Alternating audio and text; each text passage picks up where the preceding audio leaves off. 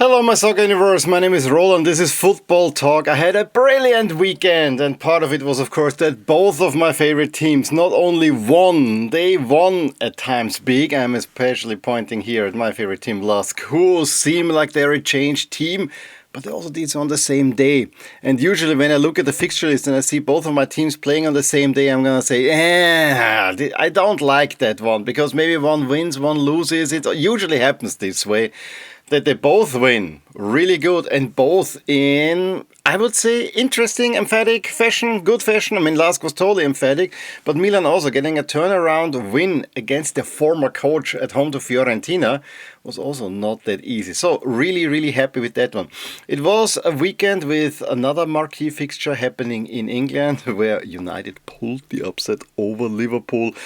Spain was kind of, it's all ahead of the Clásico coming next weekend. I mean, everything points to that one. And I forgot the little matter of another big game in Germany that went the way we always knew that this is gonna go. Although at the end there were maybe some nervy points. But yeah, Bayern is just on a different level to everyone in Germany as well. I shouldn't forget, and we leave Ligue 1 this time for last. I decided to kind of randomize the order a little bit more. We leave Ligue 1 for last. But that was a hell of a match already on Friday evening. Kind of the first big match coming in from the international break. So yeah, interesting stuff, and we're gonna review it all. And as always, we're gonna start this one in Austria. I don't know if I've mentioned it on this podcast already, but LASK have a new coach, and it's a new old coach, and it's exactly the coach that I would have picked if I had my choice. It is Coach of the Year Didi Kübauer, who brought Wolfsburg to the cup title last season and within a goal of a championship. Unlikely, and that after he was fired at LASK in 23 after a really successful season. So were of course many questions asked in the Austrian mediascape, but Didi Kübauer himself wanted actually that change. He said this is a challenge, and yeah, I'm super happy about that. Many are still questioning the motives because, going from the team that was at the time in second to the team that is second to last doesn't make a whole lot of sense. But I honestly think that he feels that there are so many opportunities here to be reached at LASK, and also with LASK more or less admitting that they have made a mistake firing him. I think he has a lot of credit in the bank, and he has not much to lose. He has everything to gain, and boy did that show in his first match in charge. I mean, he got appointed right at the beginning of the international break, so he had almost 2 weeks to prepare for the difficult away game at Rapid. However, difficult it wasn't if you look at it, because there was nothing to lose. Everyone expected Rapid to win this one, even though Rapid were on a 3-game losing streak. It was expected Rapid will actually take LASK to the sword. Now, anything but. This was such a convincing performance by LASK, especially the first half. Rapid didn't have a chance, and LASK just cut through the big holes in the midfield, and it was actually fun to see LASK play. Something that I haven't said in this season so far. It made so much sense that finally we have a coach who actually puts the players where they play best, and he's not wedded to a system. He's pragmatic, and this is exactly what I wanted to have. It was such a breath of fresh air to see LASK play really well and get a 2-0 away win in Vienna at Rapid, something they hadn't done since 2019. There were a few close calls, but it's always a big win at Vienna. Already in the 8th minute, I mean, after Samuel Adeniran actually had a chance where the goalie made a good save, it was Sasha Horvath, a real great attack where he gets the ball deep into his own half, plays out to Adeniran, back to him, and then he sends Uzor on his path to goal. He rounds the keeper, and it's 1-0 in the 8th minute already. Bello hit the post, and then finally Adeniran gets his goal in the 42nd, I think, something like that.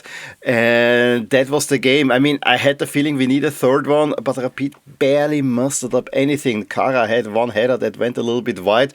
Only very, very late on, there was a penalty given for Rapid, and Rapid missed their third penalty in a row. Mbuyi sees his effort saved relatively easy by goalie Jungwirth. So a really impressive performance for LASK, and one that actually has the hopes now high. However, as I said, this was probably the easiest game that they will have, because in the upcoming rounds especially after this performance, LASK could be considered the favorites, and that's a whole different role in there. It was overall a really interesting round in Austria because there were no home wins, 4 away wins, and even the draws, you could argue that the away team was closer to winning it. I mean, one of those draws was between GRK, who still have not won this season, and Hartberg. Austrian Vienna seemed like they're going on to an easy win at WSG Tirol, but then in the end had to hang on. The equalizer was just chalked up for a very fractional offside, and probably the red card of the year when WSG striker Lukas Hinterseher basically knees his opponent from behind in the family planning. Oh, this was quite the sight. We had Ried getting an absolutely impressive 2-1 away win at Wolfsburg. A Wolfsburg team that was visibly shaken by Didi Kübauer leaving them. They had the lead, but then Ried really played it nice, and Mutandwa scores 2 goals. The one that won it was a penalty late on when the Wolfsburg defense just let him go and then just pulled him back before he puts it into the empty net. We had the game of the season probably between Sturm Graz and Blau-Weiß Linz. It was played in Linz, so I should have said it the other way around. Blau-Weiß actually dominated the first half, but went a goal down, got the equalizer through Ronny Waldo, was then largely in control. But Sturm Graz then, and from the 65th minute on, there were 5 goals scored. Sturm Graz then scores 2 to extend the lead to 3-1 through Malone and Grgic. However, Blau-Weiß in a flurry fight back and managed to level the scores, and then best player in the league, Otar Kitashvili, gets the winner. Absolute crazy stuff. Crazy also that Salzburg went down early with a red card, yellow-red. Still then went down as well through Grail. However, turn it around and still only a draw. Diawara equalizing for Altach, and Salzburg were actually hanging on, and none of them were really happy. So really, overall, an absolutely eventful round in Austria, and an eventful weeks before. We had, for instance, Salzburg losing their sporting director Sven Schröder to Borussia Mönchengladbach. We have, of course, Peter Packold, who did such a great job at Klagenfurt, come now also in Carinthia to Wolfsburg to replace Didi Kübauer, who went to LASK. Did not work at first, but I actually think that he will get this team humming in very short time. And then, of course, also finally the splitting of the points after the regular season will be a thing of the past. This is the last season that this will happen in upcoming season. There will be no halving of the points. Very, very happy. And VAR might be on the chopping block, which is something that I'm not too excited about, to be honest. The Serie A weekend was pretty much vintage Serie A. We had 4 nil-nils, not many goals scored. Overall, I think the highlight was honestly the Milan win on Sunday, but I want to go a little bit more chronologically. As I said, Lecce Sassuolo 0-0. We had Pisa against Verona 0-0. The only notable thing is that the Ultras were fighting in the streets of Pisa. Kind of a little bit disgraceful, I have to say. Then a first shocker, Torino. And you know how I would love the Torino do better, but I always feel that they're one of the most disappointing teams in Italy, especially given their history. But they beat Napoli 1-0. Yes, injury-riddled Napoli, and it didn't help that Giovanni Simeone, who came, of course, from Napoli to Torino, scored the winning goal. But, then they thought they had the equalizer. Noah Lang even lifting his shirt off, celebrating wildly. We get the point out of Torino, and then it's an offside in the build-up. So, no, that yellow card was not worth it. Make sure that you have actually the goal before you celebrate that wildly, but it is what it is. Then on Saturday evening, it was between Roma and Inter. Roma were top of the table. However, within 6 minutes, Barella sends Bonni on a counter-attack as Roma were pressing up, and it's 1-0 Inter. And if you know anything, Inter have a terrific record against Roma, especially away from home, and despite Roma coming close in the second half, really pressing, especially in the first 20 minutes of that second half, they cannot find the equalizer. And so Inter sneakily are moving up the table, are now sitting in second. For a while they were even first, and that after a rocky start where everyone said that Kivo blah blah blah, but best squad of the league definitely does help in there as well. The early game on Sunday, another shocker. Juventus is now taking a tumble, a little bit like last season. Last season it came a bit later. This season, it does not look good. I mean, it was not sustainable before, and now it is definitely crazy. Kempf already in the 4th minute opened the scoring after Nico Paz assist, and Nico Paz himself with a nicely curled shot in the 79th minute settles the game. On the other side, I mean, what is Juve's defense doing there? Can nobody tackle him or, at least challenge him? He had the whole field. I mean, Nico Paz is a special player, special player, and we'll see more of him, I'm sure, in the future. But this was very disappointing. Como now also leapfrogging Juventus in the table, potential European spots. At Juventus again, you don't know. Should Tudor be sacked? I think the problem, like with United, is further up top. That much is also for certain, but we gotta see. Things around Juventus are never boring. However, ever since they lost that one championship to Inter, Juventus is not the same Juventus anymore. And yes, there were financial struggles, and the COVID did not come necessarily at the right time, so they had to pay their dues there. But the whole setup at Juventus just does not feel right and does not feel Juve worthy. I mean, even if I look at that squad, the players that they're having, are those really Juventus players? I doubt it. None of them really scream Juventus quality. And so ahead of the big clash with Real Madrid, it will be kind of a downer. Only the big name reminds us of what a great club Juventus once were. Bologna get a relatively good 2-0 away win at Cagliari, whereas Genoa and Parma, I mean, there were barely any shots. I think, was there a penalty save in there? Yeah, there was a penalty save in there as well. Very late on, Genoa had a penalty, however, was saved by the Parma goalkeeper. I think I even saw that one. So yeah, but again, a 0-0, not much. The 1-0 I do want to talk about is between Atalanta and Lazio, because Atalanta had so many chances, especially in the second half, should have won that game. Atalanta still unbeaten. The only team in Italy that's still unbeaten. There are only few teams unbeaten. And this is Juric's Atalanta now. He is taking over from the Gasparini school, so it's not a big revolution. And I think many people are still sleeping on Atalanta. Hard to beat team, and one that can still give you a lot of trouble. However, too many draws at the moment. So I don't think they will necessarily challenge for a Champions League spot this season, but they're not too far off either. I mean, just 4 points, a little run, this could happen.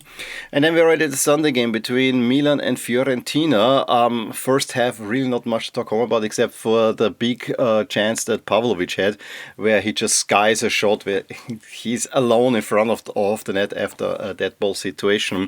Fiorentina actually started the second half a little bit better, and again, I need to complain.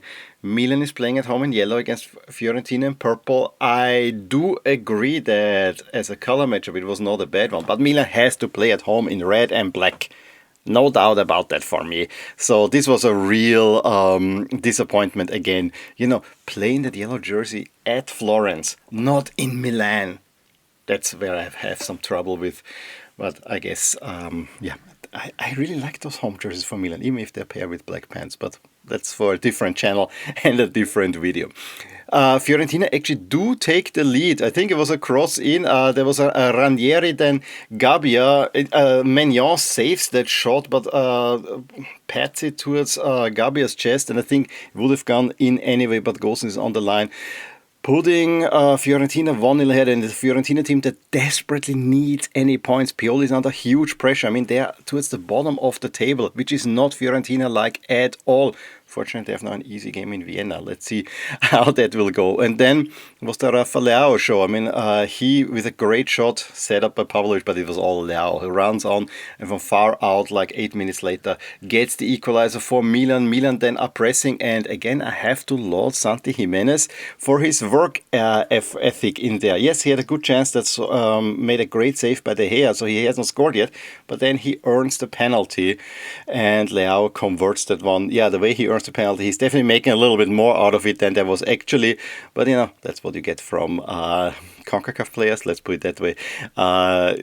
Milan in the end win deservedly. Again, Modric this time not as dominant in an offensive way, but defensively. I mean, this guy to me seems like the only player in the entire Serie A that understands the game in every aspect. I mean, the anticipation qualities of this guy, I'm in awe. And he's 40 years old, and I think you have to say it. He's the best player in Serie A at the moment. It's crazy. Absolutely crazy. Then the game on Monday, Cremonese-Udinese, 1-1. Not too much to talk home about. Most important thing is Milan get the win. Perfect weekend for me, and they're top of the table to boot. So if LASK also would rise up, that would actually lift my spirits quite a whole lot. Let's move on to the Eredivisie next, where PSV faced the Go Ahead Eagles. The Go Ahead Eagles ousted them last year in the semi-final of the Dutch Cup, and they have gave them also quite some trouble in the Johan Cruyff Schal, the Super Cup, if you would like. How about this time? Hugh Steele scores twice early on, 2-0 lead. Yes, Smith then very quickly pulls one back, but in the end, PSV get the win. PSV still at the point lagging behind Feyenoord, because Feyenoord was expected to win. We'll talk about them a little bit later. But for a short period, they actually were first in the table and look actually to be the most solid team in the Eredivisie and for the teams that are in the Champions League, because Ajax absolute shambles and the Eredivisie had a rotten time in Europe so far, and I'm not sure how much this will look up. Ajax actually shamble, a shadow of themselves. I mean, fired the coach already. Wesley Patati actually gave AZ the lead in the 25th minute, Parrot in the 42nd. That was up, and then AZ were more or less playing at home. This could have gotten really, really ugly for Ajax. Ajax fans not happy, and they're now also a little bit falling down the table. It was their first loss of the season in the league, and now AZ are ahead of them, but this did not look good. Ajax, as I said, is an absolute abomination at that very moment. A team that does not know, and given where they were not too long ago, it's again staggering. I want to point out a few other results before we get to the big Feyenoord win. NSA and Twente play out a 3-3 draw, rather entertaining overall. Utrecht 3-1 against Volendam, and we had also Sparta Rotterdam getting a 2-0 away win at Groningen, which actually leaps them up in my personal ranking of what were the biggest wins on the weekend. But nominally the biggest win, Feyenoord. They go to Heracles and beat them 7-0. And this is all about goal difference. Ueda, the star of the show, scoring a hat-trick in the first half. Yes, Hadj Musa gets the second goal in there, but it was 4-0 at the halftime. It's 7-0. Hadj Musa gets the second one as well. And that way, Feyenoord not only enjoy now a 3-point advantage over PSV going into the big meeting with them next week, but also do something for the goal difference, because this is where PSV have been stellar, but at the moment it's Feyenoord that is slightly better. So huge win for them. Let's see how the big match next weekend will go. In the Liga, it was definitely a little bit the calm before the storm. That is the Clásico coming up next weekend, which will take all the headlines. However, in Spain, we also know it's never gonna be really calm. There's always plenty of stuff happening. For instance, a silent protest of the Players' Union. 15 seconds at the beginning of every match, the players were just standing there because of the game between Villarreal and Barcelona being played in Miami. However, they have not really said that they are against that game. They are saying, why didn't you consult us? Kind of a weird protest, I gotta say.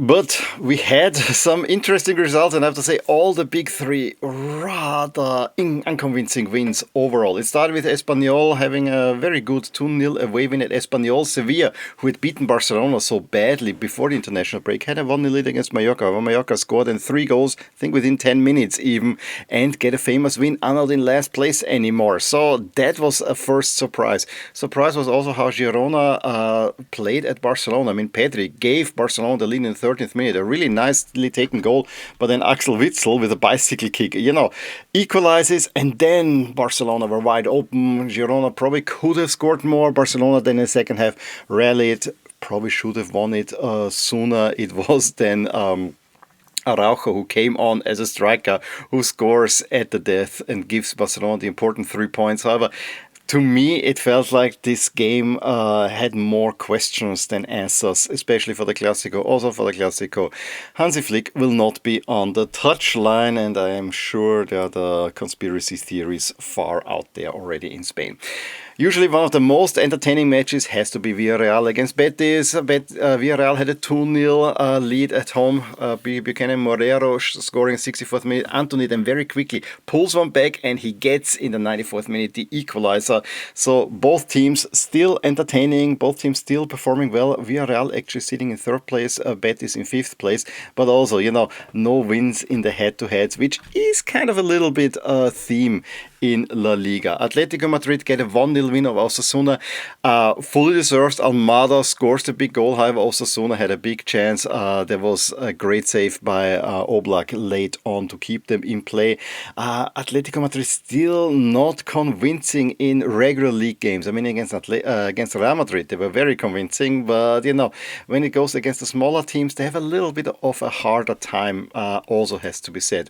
We had then Elche one of the stories of the season, sitting in 7th place, managing a 0-0 draw against Athletic Club, who have kind of, after the last season, kind of a meh start to the season. Celta played, I think, their 5th 1-1 draw this season. I mean, they always play 1-1, this time against the Real Sociedad, even though they had the lead. However, they were also a man down. Of course, Real Sociedad find the equalizer. They scored even 2 goals, but one was chalked off for an offside. Rayo get a huge 3-0 away win at Levante.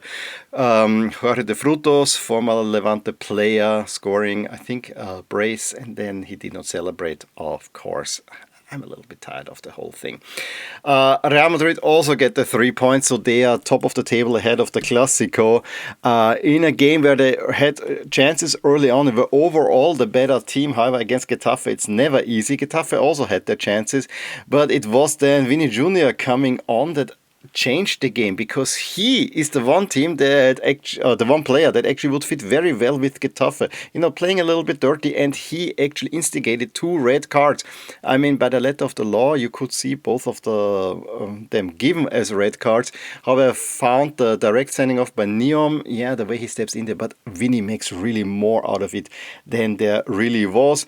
And then it's Mbappé who finds the winning goal, but you had to look twice. Was this not really in? Yes, it was really in. Güler finding him nicely, and then he just makes the quick turn.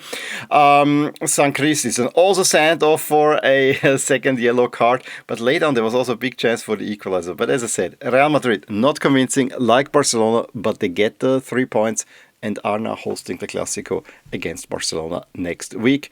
And I forgot there was also another 0-0, Alaves against Valencia. Valencia now 4 games without a win. The Premier League weekend, of course, started out with a bang and ended with a bang, and so one of the better stories this year in the Premier League is kind of getting overlooked, which is, of course, that Sunderland are actually really good. A promoted team sitting in 7th spot after beating Wolves, a Wolves team that is very likely to go down this season. But, you know, I have been focusing more on the top of the table and probably will do that as well. But we have to start with a bottom of the table team, which is Forest, losing at home 3-0 to Chelsea. But the story was Forest again, second Ange Postecoglou after 39 days in charge already. So we are not even at the new year already, and Forest will have already a third coach, Sean Dyche, and you know, Marinakis' leadership style is something different for the English game, definitely not a steady hand, that much is for certain. We had a fun game, absolutely fun game at Crystal Palace in Selhurst Park between them and Bournemouth, kind of the 2 hipster sides, I gotta say. Bournemouth had a 2-0 halftime lead through Krupi, 7:38, but Palace came back, Mateta getting the equalizer 64th and 69th, and just pushing for the win, honestly. But then Christie gets again the go-ahead goal in the 89th minute. Does Bournemouth steal points from Selhurst Park? No, they give away a stupid penalty. Mateta converts, and he even had the chance to win it late for Palace. I think in the end, probably a fair sharing of the points in a really entertaining match to watch. Let's go to the big boys. Erling Haaland again on point and on target, scoring a brace in the 2-0 win over Everton, and sneakily City might actually be a challenger this year, when we all talked only about Arsenal and Liverpool. But you know, don't overlook the City team. I think they're finding and feeling themselves slowly. Arsenal, though, also get a rather unfussed 1-0 away win at Fulham. Game that no one will talk home about, but those 3 points were important. Trossard getting the winning goal in a deserved win for Arsenal, and this is championship form. They don't need to dazzle, they just need to get the job done, and this is, I think, the task for Arsenal this year. Their eternal rivals, Spurs, had a 1-0 lead against Aston Villa, but Aston Villa also a little bit have turned around the bad luck from early in the season, because they turned the game around. Rodgers gets the equalizer, and then Buendia in the 77th minute gets the winner. And Spurs are also a team that yes, high up the table, but you never know. Is this a fully formed team yet? Also injuries are in there. Whereas, as I said, Villa, let's see if Unai Emery can turn that one around. However, all eyes were, not for me, because I watched my LASK play at Rapid, but all eyes were on Liverpool against United. And ahead of the game, everyone knew Liverpool had a 3-game losing streak and blah, blah, blah. But United is also really, really bad. So everyone was looking at Liverpool, and I was thinking, the last time we thought that was when United came out with a 0-0 draw from Anfield. So I had a feeling that United might do well. And yes, they scored early on. Mbeumo in the second minute already, opening the scoring. Yes, Gakpo hits 3 times the woodwork, so it could have gone definitely the other way, and Liverpool were overall, I think, the more dominant team, but the defensive frailties also showed, and United hit also once the outside of the post. They were always dangerous. When finally Gakpo gets the equalizer in the 78th minute after Wirtz assists Chiesa over to Gakpo, and it's 1-1. You thought that Liverpool is now storming for the win, and they get caught out when Fernandes, great volley cross, finds Maguire, and Konate is alone against 3 United players. Maguire heads it in 84th minute. United steal 3 points. And that's a huge win. But the thing with United is always, can they now back that up against lower opponents? A little bit like we talked before about Atleti. And for Liverpool, I know it sounds like a crisis, and yeah, they don't look convincing. But I have been very consistent saying Liverpool spent a lot of money, but this was for the future. And if Virgil van Dijk and Salah are not really showing up, cannot do much. Yes, you have to figure out how to plug the holes in midfield. I'm sure this will happen, but I think this is a team that's built for the future and not for the now. That's something that always has to be remembered, and I feel rather strongly about that opinion. We also had then Brentford winning at West Ham to close out the round. West Ham also a team that looks very much threatened by relegation. One thing's for certain, the Bundesliga is now a solo for Bayern Munich. They beat their only challenger Dortmund relatively easy at home, 2-1, and especially in the first half they were all over Dortmund. Only Harry Kane scoring him. Kimmich crossed, and there was potentially a foul there, but even Dortmund players said, you can let that one go, and so Harry Kane gives them the lead. It should have been 2 or 3. Bayern absolutely dominant, and then in the second half Dortmund were a little bit better in the game, kept it tighter, and it's then Michael Olise who taps it over the line after Joe Bellingham really gets his feet not quite sorted, wants to save, shoots it onto Olise, who wants that goal. 2-0. You think the game is done. However, Julian Brandt, just 6 minutes later, pulls one back, and then there were kind of some nervy moments, but overall, very deserved win for Bayern, who seem to be a class on their own this season. We see if they can carry it on throughout the season. This has always been a problem for Bayern as of late. If you are still a fan of German football, though, I have to say the league behind Bayern is relatively tight. It's a little bit like France and Ligue 1, and actually quite interesting. I think the race for the spots for the Champions League could become spicy. That much is for certain. We had, for instance, a 3-4 between Mainz and Leverkusen. I mean, it sounds tight. Leverkusen just couldn't put really the game away. They had a 2-0 lead, they had a 3-1 lead, they had a 4-2 lead, but every time Mainz could cut the lead back, and when in the 90th minute Sieb pulls one back, you thought Mainz might actually go for the equalizer. We also have the Leverkusen's rival Köln, newly promoted team, also riding high in the table. However, this time only a disappointing 1-1 against Augsburg. They get a late equalizer there, and I think their goal is definitely not Europe. That goal might actually be for Stuttgart, who go to Wolfsburg and beat them 3-0 away from home. So that was also a statement. Wolfsburg also sitting relatively low in the table, relegation threatened at this very moment. We had also 2-2 between Heidenheim and Bremen. Union Berlin beating Gladbach. Gladbach, another team that's in real trouble, just looks not very well sorted, is also in serious relegation trouble at the moment. And Leipzig beat Hamburg 2-1 at home. The most remarkable thing is that Yusuf Paulsen was given a big send-off by the Leipzig fans. He's playing for Heiß Forward, at a huge banner for him there as well. Then on Sunday, Freiburg and Frankfurt, 2 European teams this season, play out a 2-2 draw. Freiburg scoring very early, very late. Frankfurt had a 2-1 halftime lead through Burkhardt. Also, 2 teams that still have to find themselves, but I think 2 teams that are very able to challenge further up. And lastly, I should not forget to mention that Hoffenheim got a 3-0 away win at St. Pauli. In Portugal, we didn't have league, but cup action relatively early, I gotta say. And, there were no real upsets except for Favre beating Moreirense 1-0. But other than that, Benfica 2-0 away at Chaves. That was a relegated team from last season. So probably one of the marquee matchups, if you would like. With Santa Clara needing penalties against Espinho, Famalicão, Ovação, aware. Braga, very slim 1-0 win at Bragança. Porto on the other side, 4-0 at Queloriquense.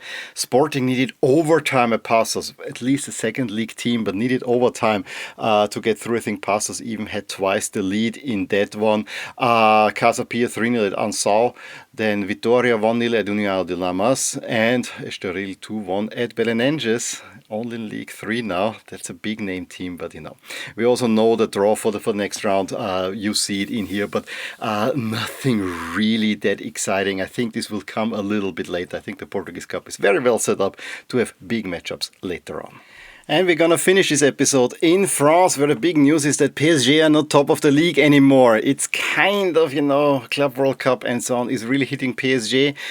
They had a pretty big game coming up against Strasbourg, a team that is also pretty close to the top of the table. We're 1 point behind PSG, and that remains. It ends in a 3-3 draw. However, at one point, Strasbourg had a 3-1 lead right after the half. Panicelli scoring a brace after Barcola had opened the scoring. However, Gonzalo Ramos pulls back a penalty, and then Mayul in the 79th minute finds the equalizer. PSG, though, cannot find a winner.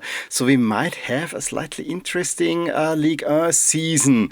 Nice beat Lyon 3-2. Also kind of unexpected. Nice had a pretty bad start to the season. Maitland-Niles in the headlines. He could have made it a penalty 2-2 right after the half. Then Boadouis extends the lead 2 minutes later to 3-1, and Schulz only late on can cut the lead a little bit, but a big win for Nice. Monaco, who have sacked Adi Hütter, only measure 1-1 at Angers, so still not convincing. Balogun opening a scoring in the 72nd minute, Sheriff then getting the equalizer.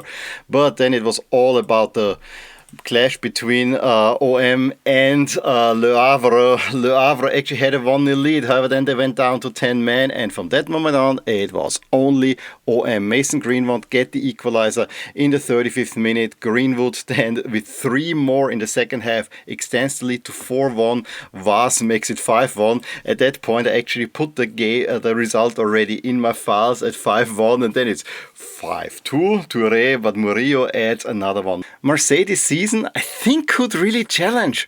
And that is fun stuff. I mean, we have to see how it will pan out later on, but for now, this is one of the most fun teams to watch in Europe. That much is for certain. But also, the Sunday games were interesting. I mean, Lorient 3-3 against Brest. Plenty of goals scored. Brest had a 2-1 halftime lead after being down in the first half.